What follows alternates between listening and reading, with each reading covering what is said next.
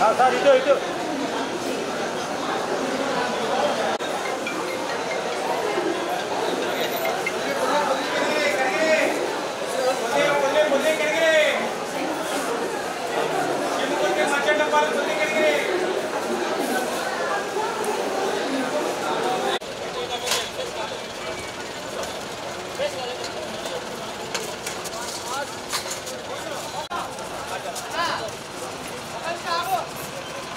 గుడ్డ తర్వాత వస్తున్నా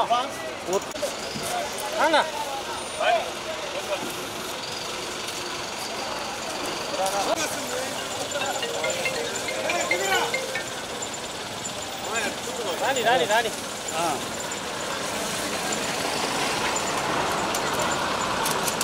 సరే సరే సరే సరే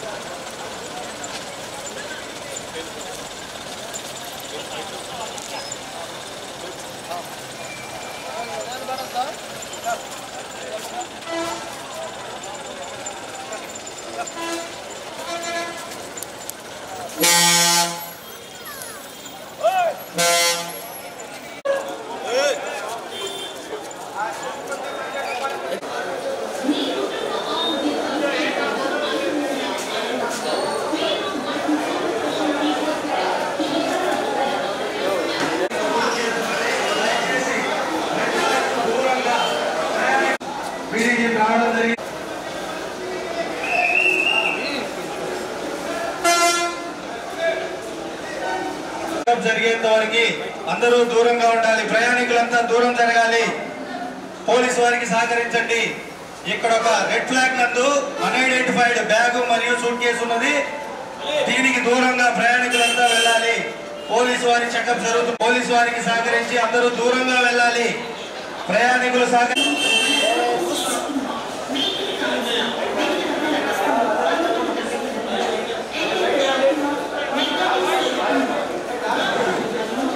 పోలీసు వారి విడిడి వల్ల బాంబు డిస్పోజల్ టీం వచ్చున్నది. చెక్ చేసి పూర్తి వివరాలు డిస్పోజల్ టీం బాంబుని కలవని దాన్ని డిస్పోజల్ చేసే టీంని విడిడి అంటారు. ఇందులో భాగంగా డాగ్ స్క్వాడ్ ఉంటుంది. ప్రయాణికులకు విజ్ఞప్తి, బస్టాండ్ నందు విచారణ కేంద్రం ఎదురుగా ఒక అన్ఐడెంటిఫైడ్ బ్యాగ్ మరియు ఎప్పుడైనా అన్ఐడెంటిఫైడ్ ఏ వస్తువైనా మీకు బస్టాండ్ కానీ ఇతర ప్రదేశాల్లో ఎక్కడైనా కనిపిస్తే దయచేసి ఇది అర్థం చేసుకుని అన్ఐడెంటిఫైడ్ బ్యాగ్ మరియు సూట్కేసులు ఏమో తెలియదు కాబట్టి ప్రజలందరూ పోలీసు వారికి సహకరించి బాంబు డిస్పోజల్ టీం చెకింగ్ అయ్యేంత వరకు ప్రయాణికులంతా దూరంగా ఉండి పోలీసు వారికి సహకరించాలి.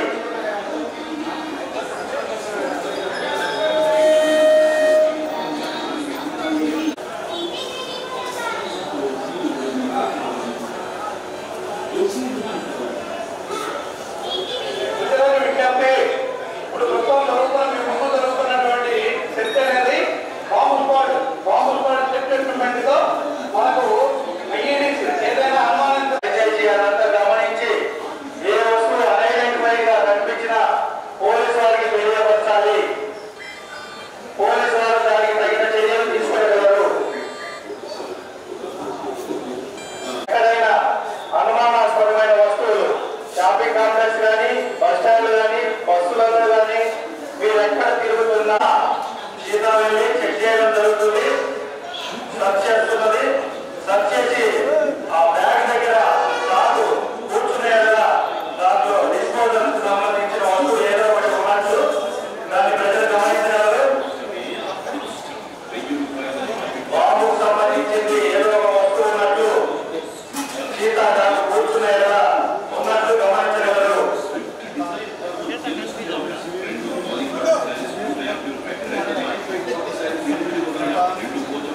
సీతా పోలీస్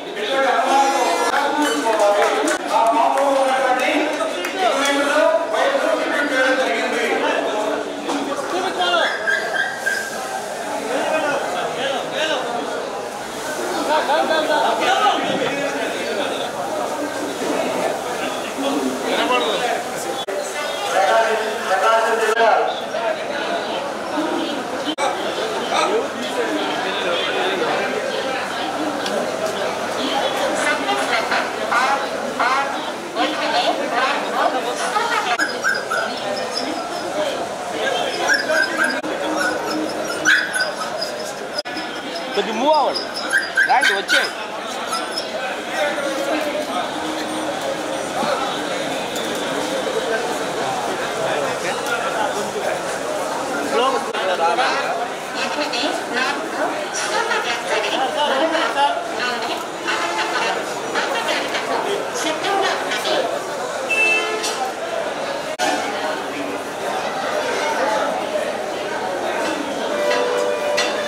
మీ అందరికీ తెలుసు, గతంలో మనకు అబౌట్ 24-25 ఇయర్స్ ఎగో కూడా మన ఒంగోలు టౌన్లో బాంబ్ బ్లాస్ట్ జరిగినటువంటి సంఘటనలు కూడా ఉన్నాయి.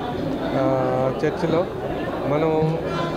మన స్టేట్లో కాకపోయినా అదర్ స్టేట్స్లో కొన్ని ప్లేసెస్లో కూడాను బాంబ్ బ్లాస్టింగ్స్ అన్నీ కూడాను మనం గమనిస్తున్నటువంటిదే.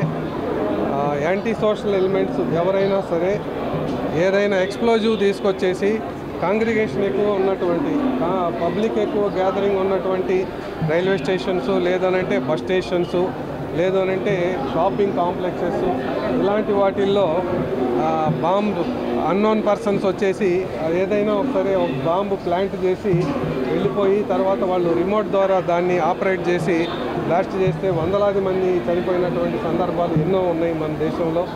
ఇలాంటి సంఘటనలు జరిగేటప్పుడు అలాంటి దాని గురించి ఏదైనా మనకు బాంబ్ ప్లాంటింగ్ గురించి ఏదైనా సమాచారం ఉన్నప్పుడు పబ్లిక్ ఎలా ఉండాలి, పోలీసు వాళ్ళు కూడాను ఇది ఒక ఎక్సర్సైజు, అంటే ఆ టైంలో పోలీస్ ఎక్సర్సైజ్ ఎలా ఉంటుంది అన్నది ఒకటి మాకు ప్రాక్టీస్ ఉంటుంది.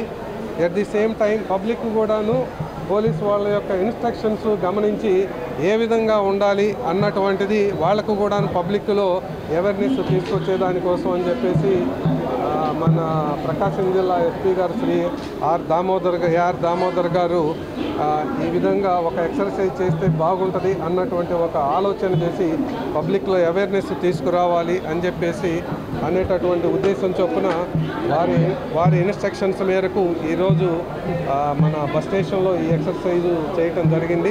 దీని ద్వారా పబ్లిక్ కూడాను కొంత తెలుసుకుంటారు. పత్రికల ద్వారా వచ్చినటువంటి మరియు ఎలక్ట్రానిక్ మీడియా ద్వారా వచ్చినటువంటి సమాచారం కూడాను పబ్లిక్కు రీచ్ అవుతుంది కనుక వాళ్ళలో కూడాను ఒక అవేర్నెస్ కలిగేటటువంటి అవకాశం ఉంటుంది.